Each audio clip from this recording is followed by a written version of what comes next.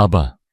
고요한 주말 오후, 거대한 패션 그룹의 행사장을 가득 채웠던 분주한 소음이 순간 멎었다. 맑고 청아한 아이의 목소리가 모든 소리를 흡수해버린 진공 상태처럼 울려 퍼졌다.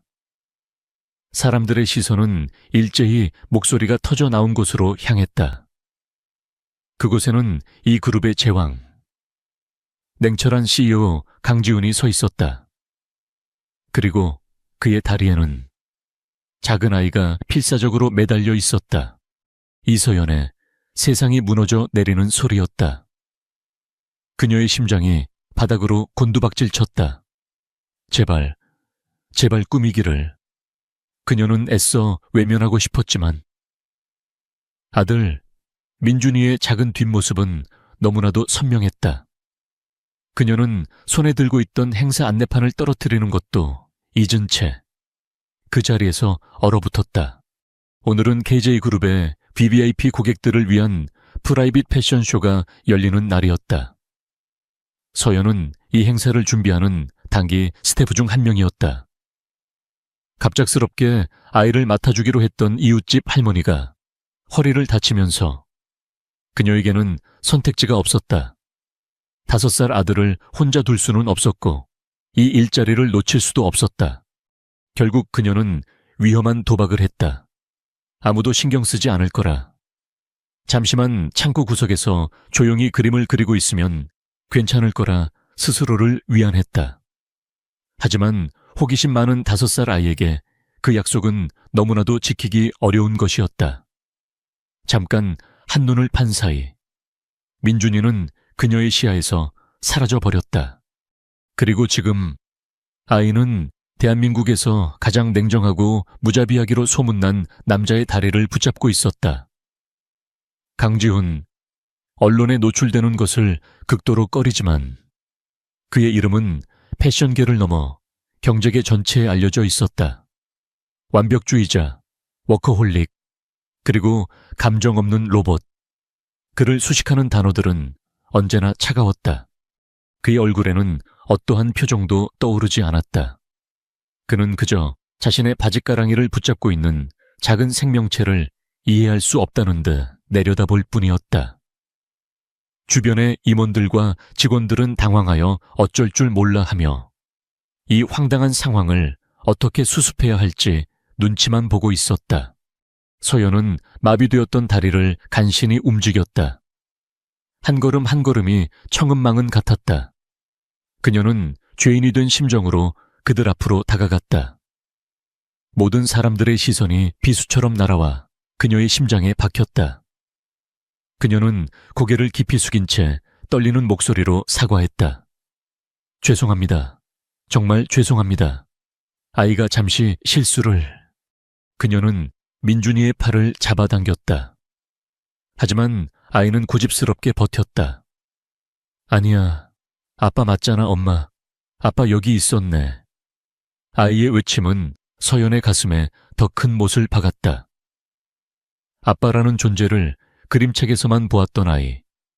그녀는 아들에게 단 한 번도 아빠에 대해 거짓말을 한 적이 없었다. 그저 세상 어딘가에 있을 거라고만 말해주었을 뿐이었다. 강지훈은 여전히 말이 없었다. 그의 시선은 아이에게서 서연에게로 옮겨갔다. 그의 눈빛은 너무나도 차가워서 서연은 온몸의 피가 얼어붙는 것 같았다. 그 눈빛은 그녀를 꿰뚫어 보는 듯했다. 그녀의 초라한 스태프 유니폼, 불안에 떠는 눈동자, 그리고 그녀의 모든 것을 남김없이 주변의 수군거림이 파도처럼 밀려왔다. 저 여자 누구야? 어떻게 아이를 데리고 올 생각을 다 했지? 혹시 CEO의 숨겨진 여자인가? 상상력이 풍부한 사람들의 말은 꼬리에 꼬리를 물고 퍼져나갔다. 서연은 이 자리에서 그대로 증발해버리고 싶었다. 그때 강지훈이 처음으로 입을 열었다. 그의 목소리는 그의 눈빛만큼이나 차가웠다. 내 사무실로. 그것은 명령이었다. 그는 더 이상 아무 말도 하지 않고 아이가 매달린 다리를 어색하게 끌며 자신의 사무실 방향으로 걸어갔다. 서연은 영혼이 빠져나간 몸처럼 그 뒤를 따를 수밖에 없었다. 폭풍 같았던 그녀의 하루가 이제 막 진짜 폭풍의 눈 속으로 걸어 들어가고 있었다. 강지훈의 사무실은 그의 명성처럼 거대하고 차가웠다.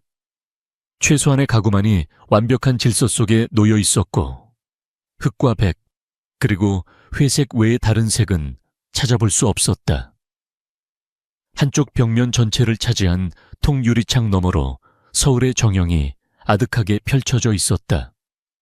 그 풍경은 이 남자가 서 있는 위치가 얼마나 높은지를 그리고 서연 자신이 얼마나 보잘것없는 존재인지를 실감하게 했다. 지우는 자신의 다리에 매달린 아이를 기계적인 동작으로 떼어냈다. 아이는 금방이라도 울음을 터뜨릴 듯한 얼굴로 엄마의 뒤로 숨었다. 지우는 거대한 책상 뒤의 의자에 앉아 두 사람을 내려다보았다.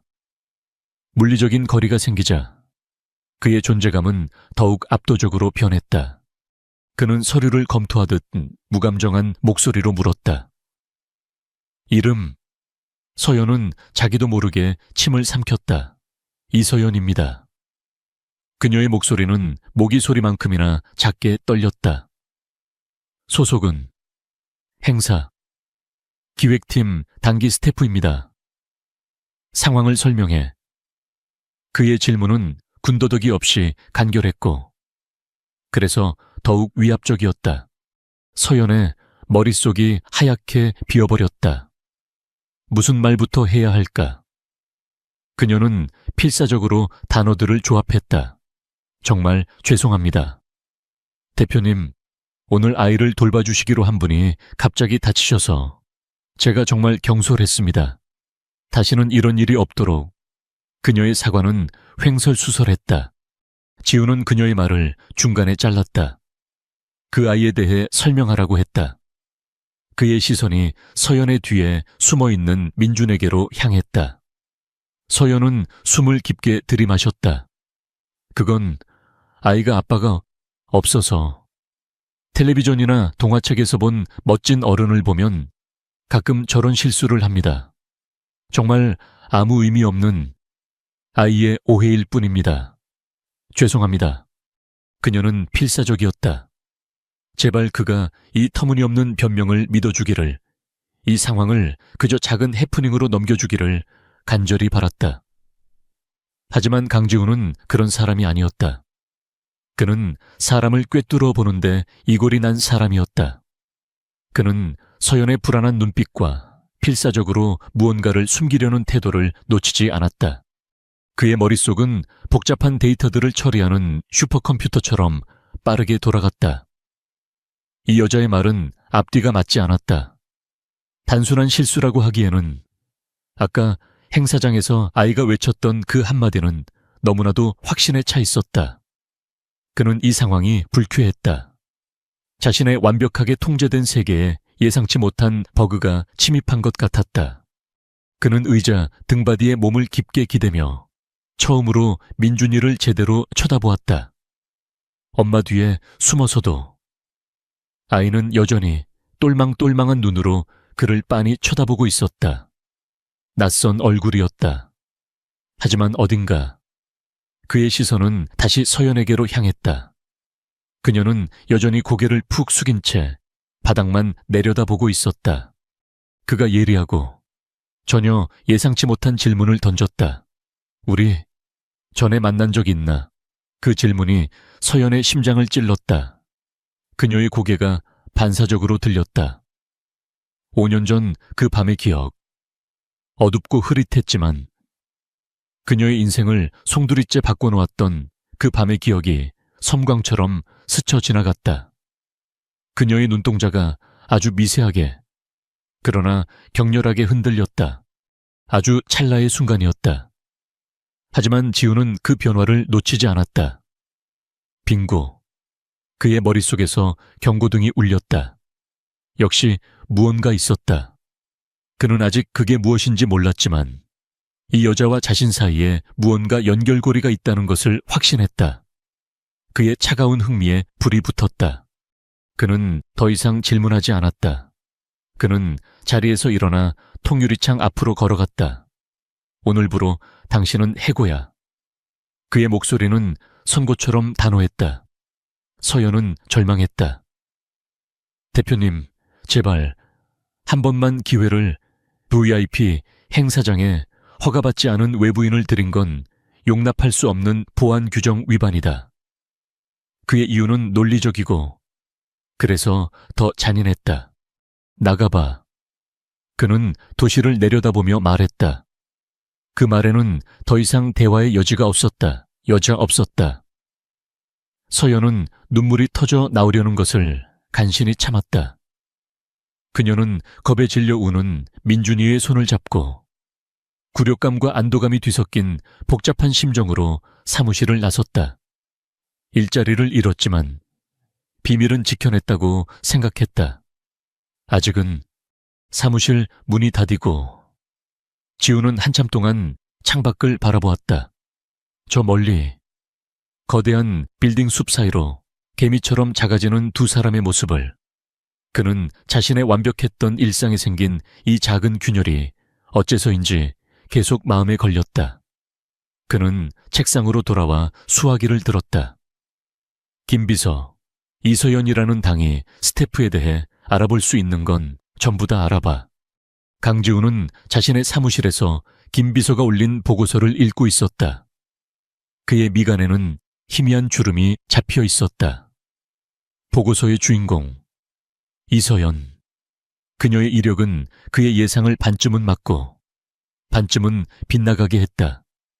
그녀는 한때 촉망받는 신진 디자이너였다. 유수의 공모전에서 상을 휩쓸었고 모두가 그녀의 화려한 미래를 의심하지 않았다. 하지만 그녀의 이력은 정확히 5년 전 어느 시점에서 뚝 끊겨 있었다. 아버지의 사업이 부도가 나고 그 충격으로 아버지가 쓰러진 직후였다. 그 후 그녀는 학교를 휴학했고 디자인계에서 완전히 자취를 감추었다. 그리고 1년 후 그녀는 아들 민준이를 출산했다. 보고서는 그녀가 그 이후로 각종 아르바이트를 전전하며 힘겹게 생계를 이어왔다고 적고 있었다. 지은의 시선은 그녀의 이력이 끊긴 그 시점에 머물렀다. 5년 전 가을 때 그의 뇌리에 박힌 날짜. 그는 자신의 개인 일정을 확인했다. 날짜는 정확히 일치했다. 코리아 디자이너 어워드 갈라. 그가 평생을 통틀어 유일하게 통제력을 잃었던, 지워버리고 싶은 그 밤. 그 밤은 그의 형, 강지혁의 첫 번째 기일이었다. 그룹의 진짜 주인이 될 뻔했던, 예술가적 기질이 다분했던 형. 지우는 한 번도 원한 적 없었던 CEO의 자리를 형의 죽음으로 떠안아야 했다. 그는 형이 사랑했던 패션계 인사들이 가득한 그 파티장에서 숨막히는 슬픔과 압박감에 짓눌렸다. 평소 입에도 대지 않던 독한 술을 영업 후 마셨다. 그날 밤의 기억은 조각난 필름처럼 흐릿했다. 아무도 없는 조용한 발코니. 이름 모를 여자와 말없이 나누어 마셨던 와인 한 병. 그리고 서로의 눈빛 속에서 읽었던 깊은 고통과 외로움. 그는 그 여자의 얼굴을 기억하지 못했다. 아니, 기억하고 싶지 않았다. 김 비서의 추가 보고는 그의 흐릿한 기억을 현실로 끌어왔다. 이서연은 그날 갈래에서 신인 디자이너 상을 수상했다. 모든 퍼즐 조각이 섬뜩할 정도로 정확하게 맞춰졌다. 그녀가 자신을 보며 지었던 그 미세한 표정의 의미, 그녀가 필사적으로 숨기려 했던 것, 그가 애써 외면했던 불가능한 가설이 이제 그의 목을 조여오는 끔찍한 가능성이 되었다. 그는 즉시 이서연을 다시 호출했다. 이번에는 회사가 아니었다. 그가 소유한, 외부인의 출입이 철저히 통제되는 조용한 북카페의 룸이었다. 창밖으로 가을비가 내리고 있었다. 서연은 흠뻑 젖은 생쥐처럼 초라한 모습으로 그의 앞에 앉았다. 그는 돌려 말하지 않았다. 5년 전 코리아 디자이너 어워드 갈라. 우린 거기서 만났어. 그것은 질문이 아닌 통보였다. 서연의 얼굴이 새하얗게 질렸다. 그녀의 마지막 방어선이 무너져 내렸다. 그녀는 더 이상 아무것도 부인할 수 없었다. 그녀의 침묵은 모든 것을 인정하는 대답이었다. 지훈의 목소리는 얼음장처럼 차가웠다. DNA 검사를 하겠어. 그 말에 서연은 고개를 번쩍 들었다. 그녀의 눈에는 두려움과 함께 애처로운 모성애가 떠올랐다. 안 돼요. 아이는 건드리지 마세요. 제발. 하지만 그의 결정은 바뀔 수 없었다. 그것은 그녀의 동의가 필요한 절차가 아니었다.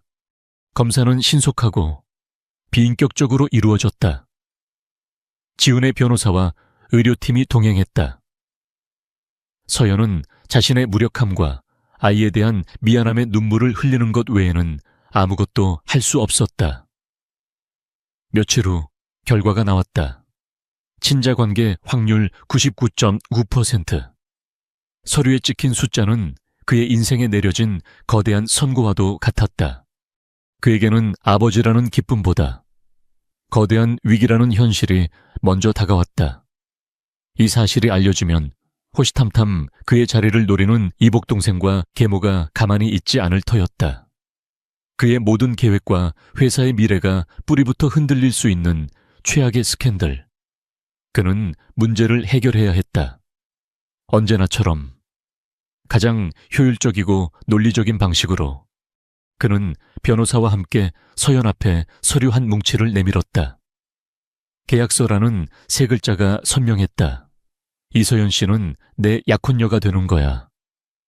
대외적으로 우리는 오래전부터 사랑해 온 사이고 민준이는 우리의 사랑의 결실이지. 내가 그룹 내에서 입지를 완전히 굳힐 때까지 이 연극은 계속될 거다. 계약의 조건은 철저히 거래적이었다.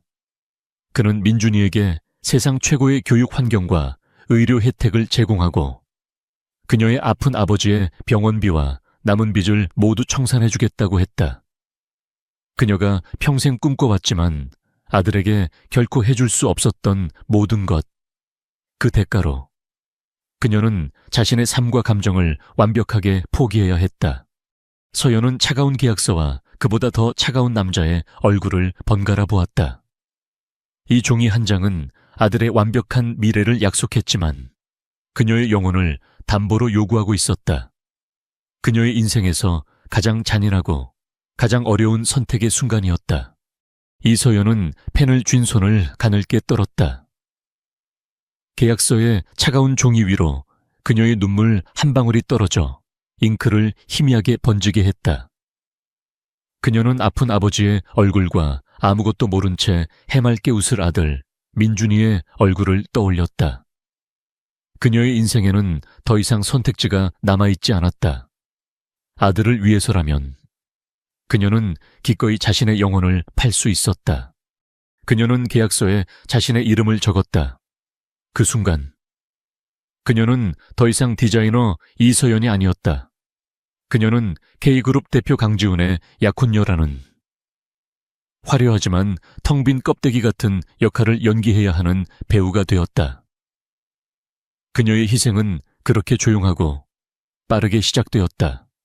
강지훈의 빌라는 성이라고 불려도 좋을 만큼 거대하고 또 그만큼 공허했다. 서연은 낡은 여행 가방 2개를 들고 그 성의 문턱을 넘었다. 집안은 최고급 가구와 예술품으로 채워져 있었지만 사람의 온기는 전혀 느껴지지 않는 잘 꾸며진 박물관 같았다. 감정을 드러내지 않는 집사가 그들을 맞이했고 집의 분위기처럼 딱딱하고 사무적인 태도로 그들을 안내했다. 어색한 동거의 첫날이 시작되었다. 저녁 식사는 숨막히는 침묵 속에서 이루어졌다. 긴 식탁의 양끝에 앉은 지훈과 서연, 그리고 그 사이에 덩그러니 놓인 민준이. 지훈은 태블릿에서 눈을 떼지 않은 채 기계적으로 식사를 했고 서연과 민준이는 주눅이 들어 음식 맛을 거의 느끼지 못했다.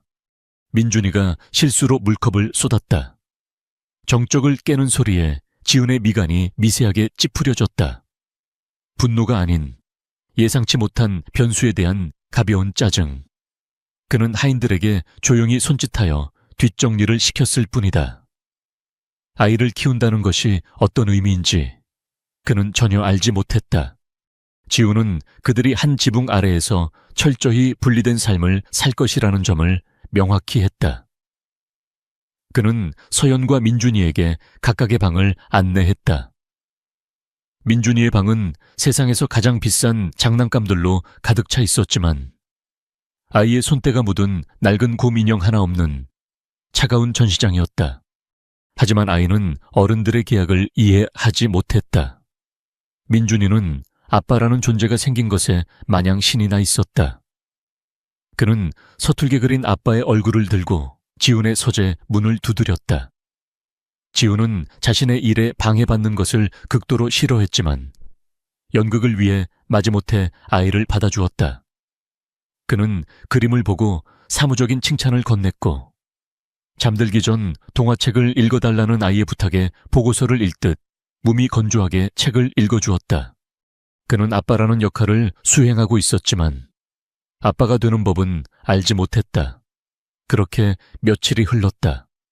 집은 여전히 차가웠고 그들의 관계는 계약서의 조항처럼 건조했다. 변화는 아주 사소하고 예상치 못한 순간에 찾아왔다. 어느 날 밤 민준이가 악몽을 꾸고 비명을 지르며 깼다.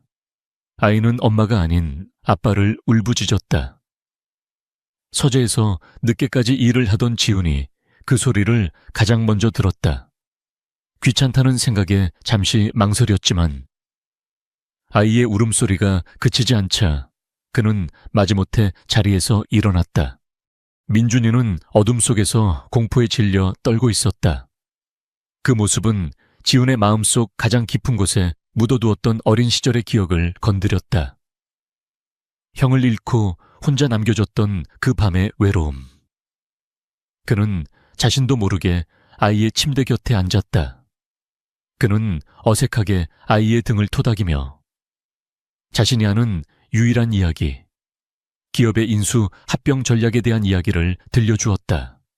그의 이야기는 자장가와는 거리가 멀었지만 그의 낮고 차분한 목소리는 아이의 공포를 잠재워 주었다. 뒤늦게 달려온 서연은 그 광경을 문틈으로 보았다. 차가운 로봇 같던 남자의 얼굴에 아주 희미하게 스쳐 지나가는 인간적인 고뇌. 그녀는 처음으로 그에게서 계약 상대가 아닌 한 명의 상처 입은 인간을 보았다. 그날 이후 서연은 조금씩 용기를 내기 시작했다. 그녀는 더 이상 손님처럼 굴지 않았다. 주방을 빌려 직접 따뜻한 한식집밥을 차렸다. 된장찌개의 구수한 냄새가 처음으로 그 거대한 집을 채웠다.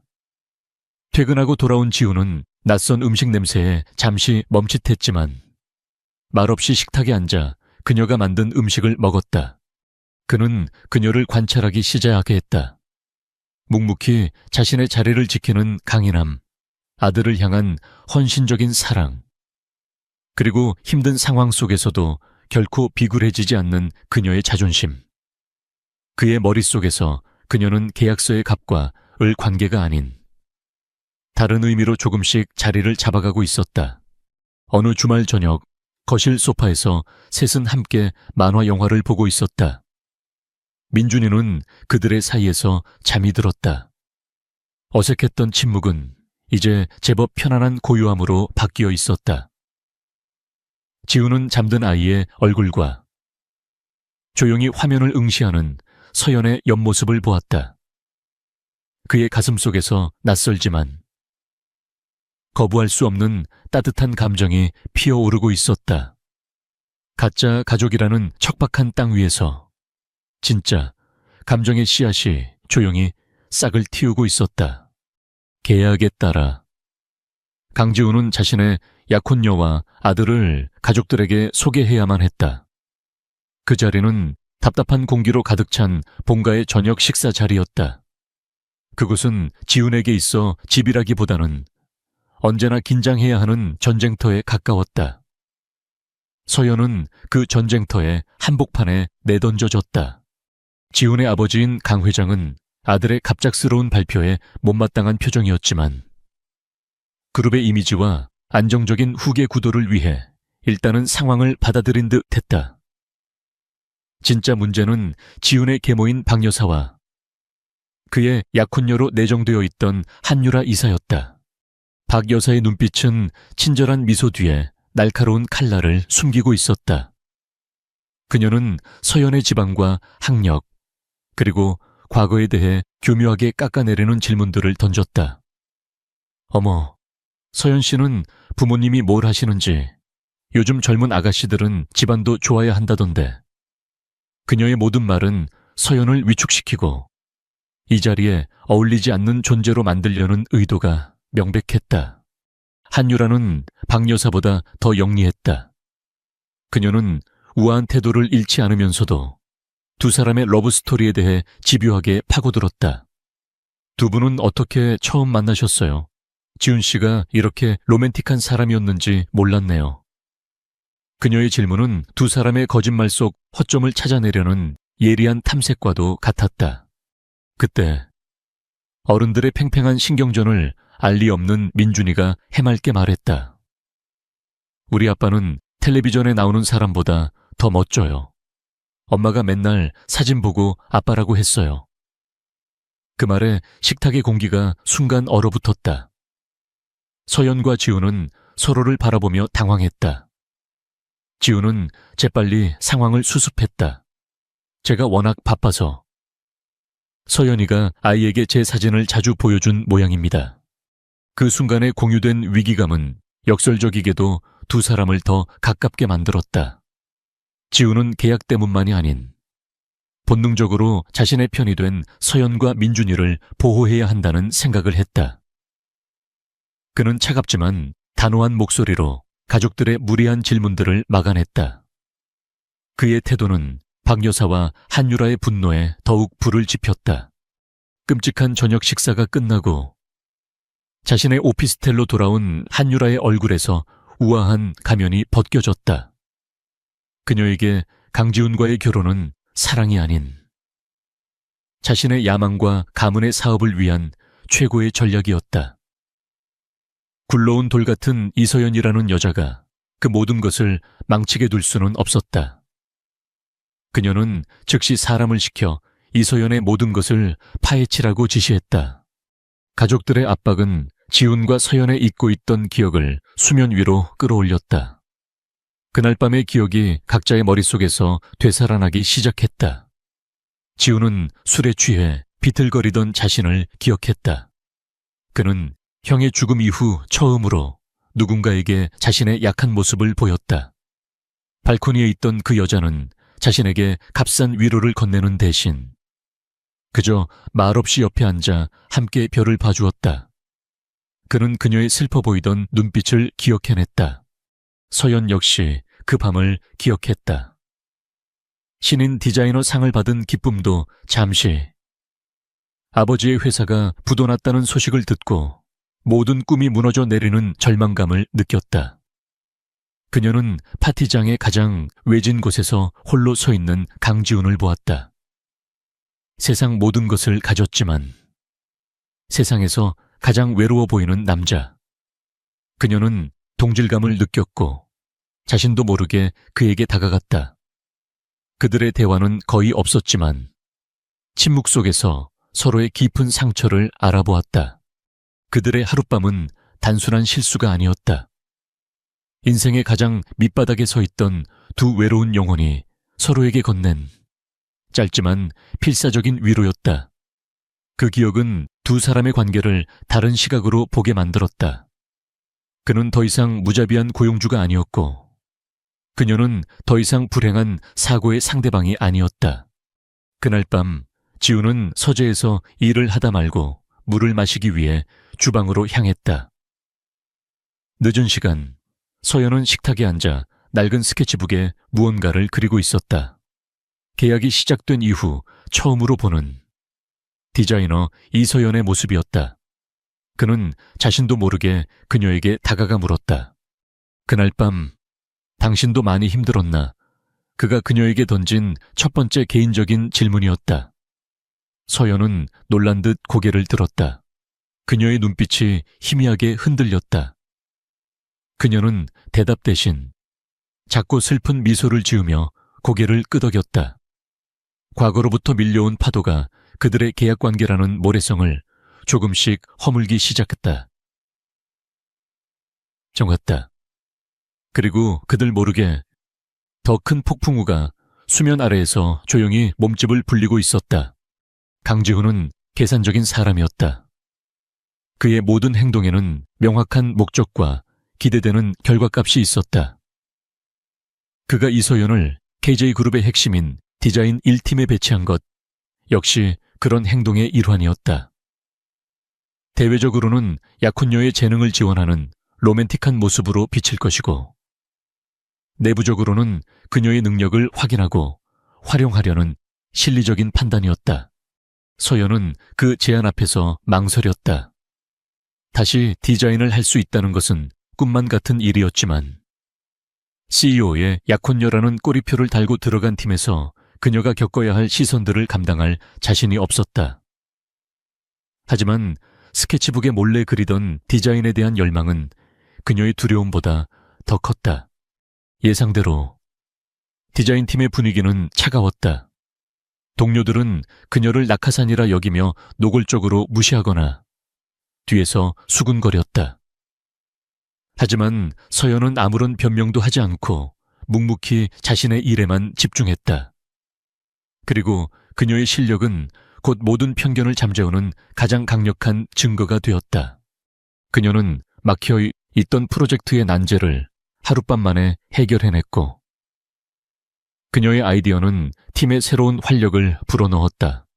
일에 몰두할 때 그녀의 얼굴에서는 그늘과 불안이 걷히고 과거의 총명함과 열정이 다시 피어올랐다. 그녀는 진정으로 살아있음을 느꼈다. 그런 그녀의 재능을 가장 먼저 알아보고 인정해준 사람은 디자인 1팀의 팀장 최진우였다. 그는 지훈과 정반대의 남자였다. 따뜻하고 다정했으며 권위 대신 격려로 팀을 이끌었다. 그는 지훈의 대학 시절 라이벌이기도 했다. 그는 언제나 지훈의 타고난 배경이 아닌 오직 실력으로 그와 경쟁해왔다. 진우는 서연의 재능에 감탄했고 그녀가 처한 어색한 상황을 이해하며 그녀를 부드럽게 감싸주었다. 그는 그녀에게 좋은 상사이자 따뜻한 동료가 되어주었다. 두 사람은 늦은 밤까지 함께 야근을 하며 디자인에 대해 토론했고 커피 한 잔을 나누어 마시며 소소한 농담을 주고받았다. 서연은 몇 년 만에 처음으로 직장에서 진심으로 웃었다. 강지훈은 그 모든 것을 지켜보고 있었다. 그는 자신의 사무실 통유리창 너머로 휴게실에서 진우와 함께 웃고 있는 서연의 모습을 보았다.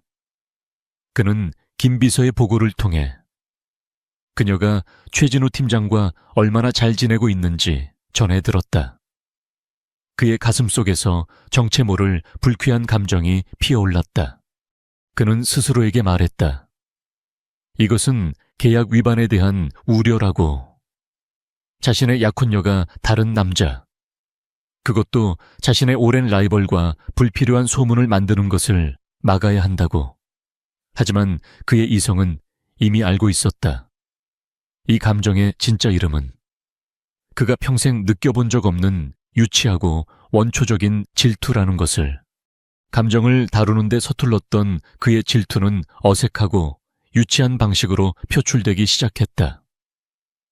그는 평소에는 얼씬도 않던 디자인팀의 진행 상황 점검이라는 핑계로 하루에도 몇 번씩 나타났다. 그의 등장은 언제나 서연과 진우가 함께 있을 때 이루어졌고 그는 두 사람의 대화를 차가운 업무 지시로 끊어버리곤 했다. 어느 늦은 저녁, 진우가 야근을 마친 서연에게 집까지 데려다 주겠다고 제안했다. 서연이 고마운 마음으로 막 그의 차에 타려던 순간이었다. 소리 없이 다가온 검은 세단 한 대가 그들 앞에 멈춰 섰다. 차에서 내린 것은 얼음장 같은 표정의 강지훈이었다. 중요한 가족 저녁 식사가 있어. 그는 진우를 완전히 무시한 채 서연에게 명령하듯 말했다. 그는 거의 방황제로 그녀를 자신의 차에 태웠고 어리둥절해하는 진우를 그 자리에 남겨둔 채 차를 출발시켰다. 차 안의 공기는 얼어붙을 듯 차가웠다. 서연은 그의 고압적인 태도에 혼란스럽고 불쾌했다. 지우는 한참 동안 침묵을 지키다가 아무렇지 않은 척 물었다. 최진우 팀장과의 작업은 즐거운가? 그의 목소리에는 날카로운 가시가 숨겨져 있었다. 서연이 진우를 좋은 상사라고 변호하자 그의 표정은 더욱 차갑게 굳어졌다. 그날 밤 서연을 빌래 내려준 후 지우는 차 안에서 한참을 홀로 앉아 있었다. 그는 자신의 감정과 마주해야만 했다. 논리적으로 설명되지 않는 분노와 소유욕. 이것은 계약서에 없는 감정이었다. 그는 마침내 인정할 수밖에 없었다. 이서연이라는 여자에 대한 자신의 감정이 진짜가 되어가고 있다는 것을. 그는 따뜻한 불빛이 새어나오는 집을 올려다보았다. 그 안에는 그의 아들과 그리고 그의 마음을 흔드는 여자가 있었다. 얼마 전까지 그저 계약을 위한 껍데기였던 저 집이 이제는 다른 남자에게 빼앗길까 두려운 가정이라는 의미로 다가오고 있었다. 한유라의 책상 위에 그녀가 의뢰했던 조사 보고서가 놓여 있었다. 보고서의 내용은 그녀의 예상을 뛰어넘는 잔인할 정도로 완벽한 진실을 담고 있었다. 이서연의 처절했던 지난 5년간의 삶, 아버지의 병원비와 사채, 그리고 강지훈의 법무팀이 은밀하게 움직였던 유전자 검사 정황까지 그녀가 그토록 찾아 헤맸던 퍼즐의 마지막 조각, 계약서의 존재에 대한 확신, 한유라의 입가에 차갑고 아름다운 미소가 피어올랐다. 그것은 분노가 아닌 승자의 환희하였다. 그녀는 이제 이서연과 강지훈의 목을 동시에 겨눌 수 있는 가장 강력한 무기를 손에 쥔 것이었다. 그녀는 이서연을 한 호텔의 스카이라운지로 불렀다. 화려한 도시의 야경이 내려다 보이는 서연이 속한 세계와는 완전히 다른 공간이었다. 유라는 더 이상 빙빙 돌려 말하지 않았다. 그녀는 증거 자료들을 테이블 위에 펼쳐놓았다. 사진, 서류, 그리고 계약의 핵심 조항들. 이 연극 이제 그만하는 게 어때? 유라의 목소리는 우아했지만 그 안에는 독사의 이빨이 숨겨져 있었다. 그녀는 서연에게 최후 통첩을 날렸다. 당신 아들 데리고 조용히 사라져. 한국을 떠나. 그러면 당신과 당신 아들이 평생 편하게 살 수 있는 돈을 주지. 하지만 거절한다면 이 모든 걸 언론에 터뜨릴 거야. 유라의 협박은 서연의 가장 약한 부분을 정확히 찔렀다.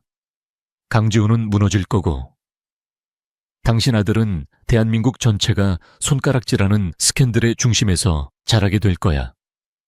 사생아라는 꼬리표를 달고 아들을 지키는 것. 그것은 서연이 살아가는 유일한 이유이자 가장 큰 약점이었다. 엎친 데 덮친 격으로 운명은 그녀를 더욱 잔인한 시험대 위에 올려놓았다. 며칠 후 민준이가 새로 옮긴 유치원의 놀이터에서 놀다가 팔이 부러지는 작은 사고를 당했다. KJ그룹 후계자의 아들이라는 사실 때문에 이 사소한 사고는 언론의 지나친 관심을 끌었다. 병원에는 파파라치들이 몰려들었다. 그들의 플래시 세례 속에서 한 기자가 날카로운 질문을 던졌다. 아이가 갑자기 나타난 것에 대해 여러 소문이 있습니다. 아이의 성이 왜 강 씨가 아닌 이 씨인지 설명해 주실 수 있나요? 그 질문은 유라의 협박이 얼마나 현실적인지를 서연에 뼈저리게 느끼게 했다. 이대로 가다가는 민준이의 삶은 영원히 대중의 호기심과 잔인한 입방아 속에서 고통받을 터였다. 서연은 덫에 걸린 짐승처럼 완전히 고립되었다. 그녀의 마음속에서는 지훈에 대한 미묘한 감정과 아들을 지켜야 한다는 모성애가 격렬하게 충돌했다. 그녀는 지훈을 밀어내기 시작했다. 그가 막 싹트기 시작한 자신의 감정을 표현하려 다가올수록 그녀는 더욱 차갑게 그를 외면했다. 그녀의 마음속에서는 이미 그와 민준이를 위해 조용히 떠나야 한다는 비극적인 결론이 내려지고 있었다. 지훈은 그녀의 갑작스러운 변화에 당황했다. 그는 그녀의 눈 속에 깊은 고통이 있다는 것을 알았지만 그 이유를 알지 못해 답답했다. 그의 서툰 질투심은 엉뚱한 방향으로 불타올랐다. 그는 그녀의 냉담함이 최진우 팀장 때문이라고 오해했다. 결국 그 남자 때문인가? 그래서 떠나고 싶은 건가? 그의 오해는 두 사람의 관계에 깊은 상처를 남기는 날카로운 말이 되어 돌아왔다. 서연은 아무런 변명도 하지 않았다. 그가 자신을 그렇게라도 오해하고 미워해 준다면 자신이 떠난 후에 그가 덜 상처받을지도 모른다고 생각했다. 그날 밤 서연은 잠든 민준이의 곁을 지켰다. 아이의 평화로운 얼굴을 보자 그녀의 결심은 더욱 굳어졌다. 그녀는 유라의 비서가 보내온 런던행 비행기 티켓이 담긴 메시지를 열어보았다. 그리고 떨리는 손으로 지훈에게 남길 짧은 작별 인사를 휴대폰 메모장에 적어 내려갔다. 고마웠어요.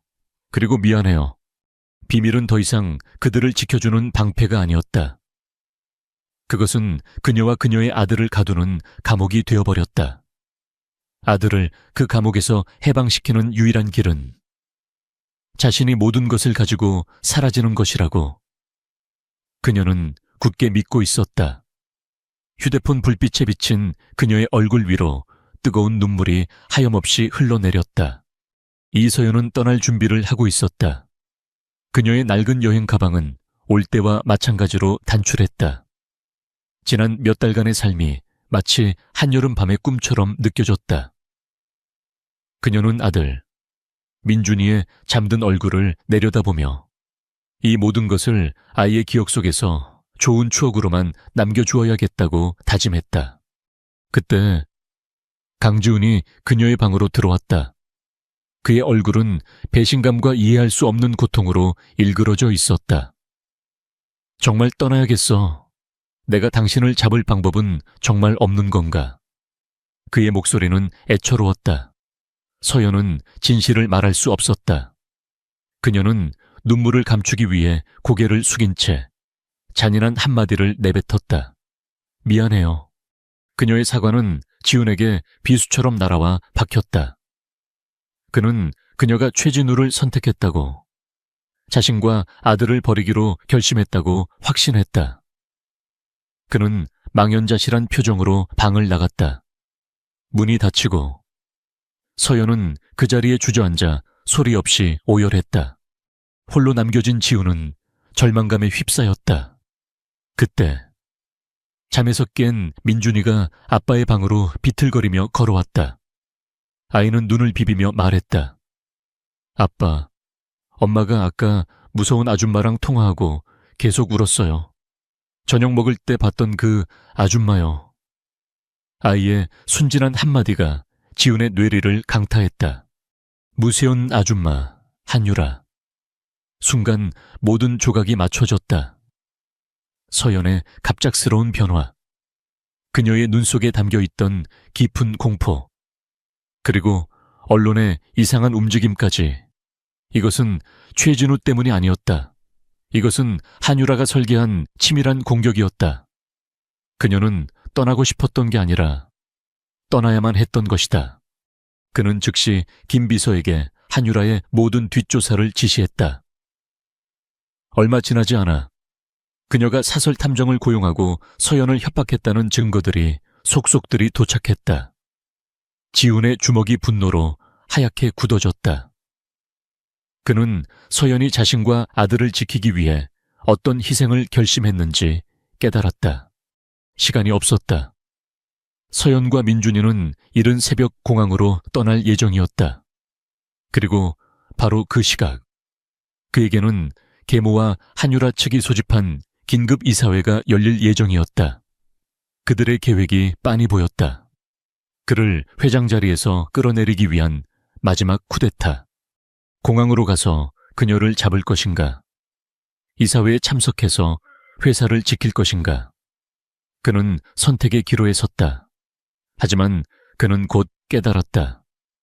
둘 중 하나를 선택하는 것은 의미가 없었다. 그는 두 개의 전쟁에서 모두 승리해야만 했다. 다음 날 아침, KJ그룹의 이사회 회의실에는 살얼음판 같은 긴장감이 흘렀다. 지훈의 계모와 반대파 이사들, 그리고 승리를 확신하는 듯한 미소를 띤 한유라가 앉아 있었다. 그들은 지훈의 부도덕한 스캔들을 증거로 내밀며 그의 사퇴를 요구했다. 그들의 공격이 절정에 달했을 때 침묵을 지키던 강지훈이 자리에서 일어났다. 그는 변명하지 않았다. 부정하지도 않았다. 대신 그들이 전혀 예상하지 못했던 방식으로 말했다. 한 가지는 맞습니다. 민준이는 제 아들입니다. 그의 목소리는 낮았지만 회의실 전체를 압도했다. 그 아이는 스캔들이나 제 약점이 아닙니다. 제 인생에서 가장 소중한 사람입니다.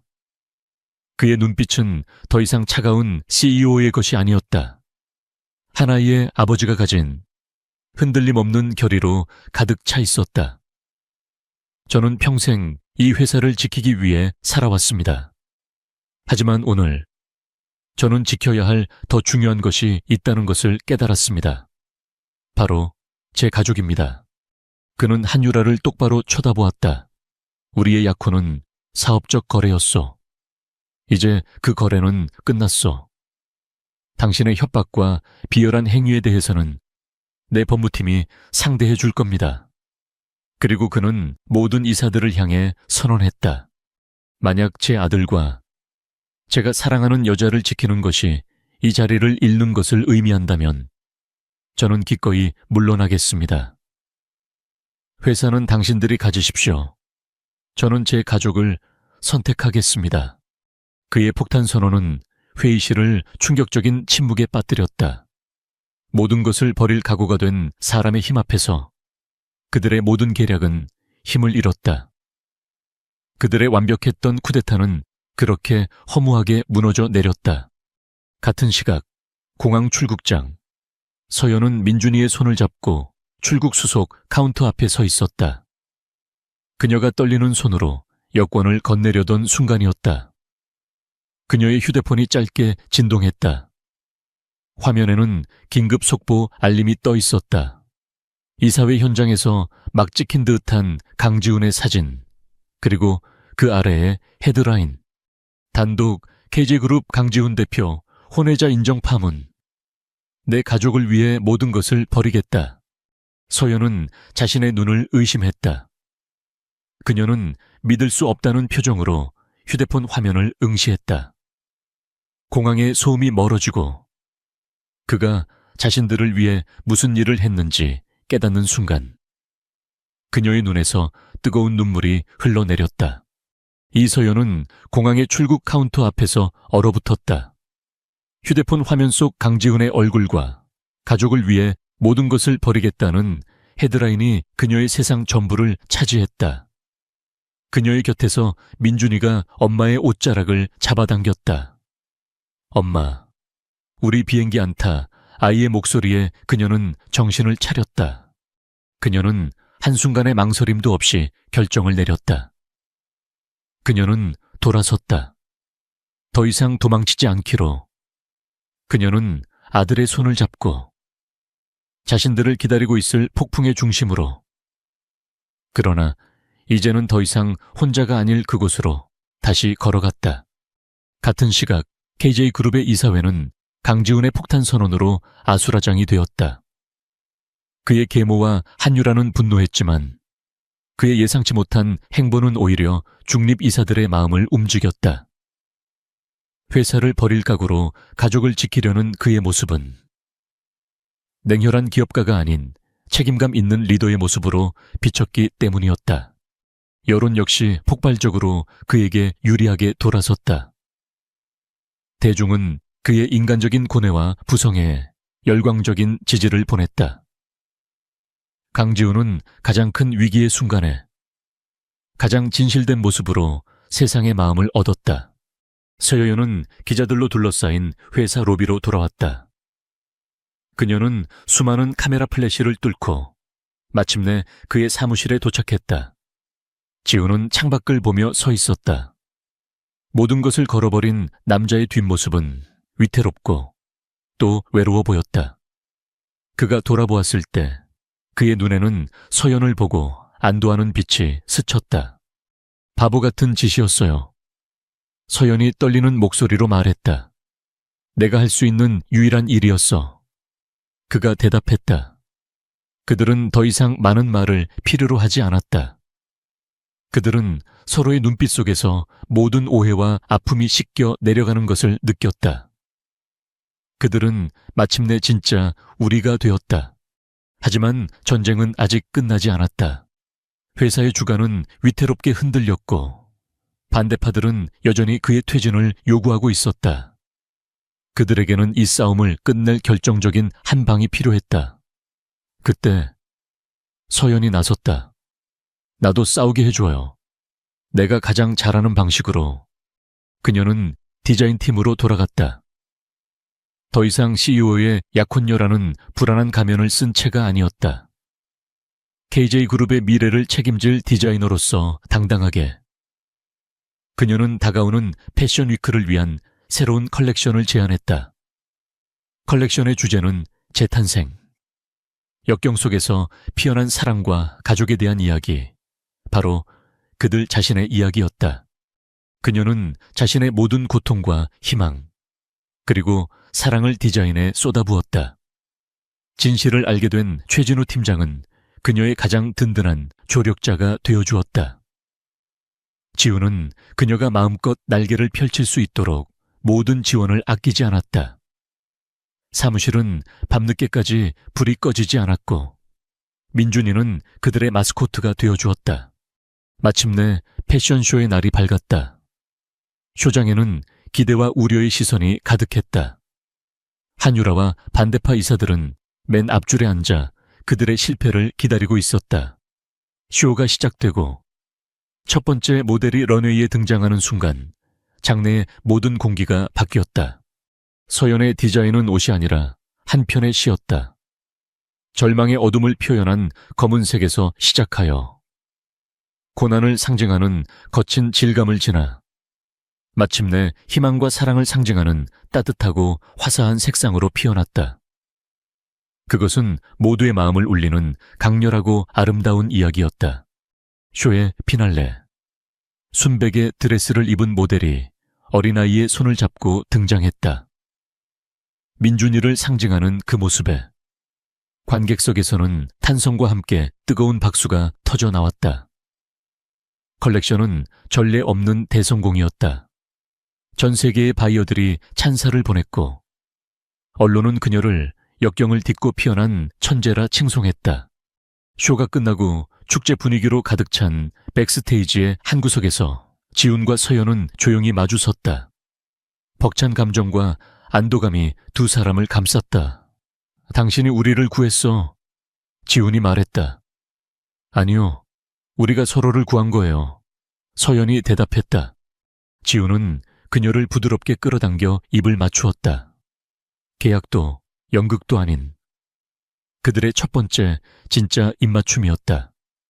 그들의 사랑과 믿음이 모든 음모와 역경을 이겨냈음을 선언하는 순간이었다. 멀리서 그 모습을 지켜보던 한유라는 조용히 자신의 패배를 인정하고 돌아서서 그들의 인생에서 영원히 퇴장했다. 1년이라는 시간이 흘렀다. 강산이 변하기에는 짧지만 한 사람의 세상이 변하기에는 충분한 시간이었다. 차가운 계약으로 시작되었던 세 사람의 관계는 이제 그 어떤 계약서도 필요 없는 따뜻하고 단단한 가족의 형태를 갖추게 되었다. 주말 아침, 지훈의 빌라는 더 이상 텅 빈 박물관이 아니었다. 거실 바닥에는 민준이의 로봇 장난감들이 널려 있었고, 소파에는 서연의 디자인 스케치북이 펼쳐져 있었다. 주방에서는 고소한 빵 굽는 냄새가 흘러나왔다. 집은 사람의 온기와 웃음소리로 가득 차 있었다. 서연은 이제 K그룹의 가장 주목받는 신규 브랜드를 이끄는 크리에이티브 디렉터가 되었다. 그녀의 이름 앞에는 더 이상 CEO의 약혼녀라는 수식어가 붙지 않았다. 그녀는 오직 자신의 실력과 재능으로 세상에 당당히 섰다. 지훈 역시 많이 변했다. 그는 여전히 유능한 CEO였지만 더 이상 일밖에 모르는 로봇이 아니었다. 그는 웃는 법을 배웠고 정시에 퇴근해서 가족과 저녁을 먹는 법을 배웠다. 그의 최우선 순위는 이제 회사가 아닌 서연과 민준이었다. 오늘은 세 사람이 함께하는 첫 번째 공식적인 가족 소풍날이었다. 맑게 갠 하늘 아래 그들은 도시 근교의 한적한 공원으로 향했다. 지우는 서툰 솜씨로 샌드위치를 만들다 서연에게 핀잔을 들었고 민준이는 그런 아빠의 모습을 보며 까르르 웃음을 터뜨렸다.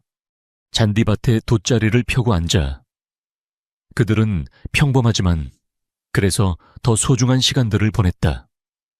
지우는 민준이와 함께 공을 차며 땀을 흘렸다. 일을 할 때와는 전혀 다른 하나이의 아빠로서의 그의 얼굴에는 순수한 행복이 가득했다. 서연은 그런 두 사람의 모습을 따뜻한 눈으로 바라보며 스케치북에 담았다. 민준이가 나비를 쫓아 잠시 멀리 달려간 사이 지우는 서연의 곁에 와 앉았다. 그는 지난 일 년을 돌아보았다. 폭풍처럼 휘몰아쳤던 사건들, 그리고 그 끝에서 기적처럼 찾아온 지금의 평화. 그는 서연의 손을 조용히 잡았다. 미안했어. 처음 당신에게 그 차가운 계약서를 내밀었던 거.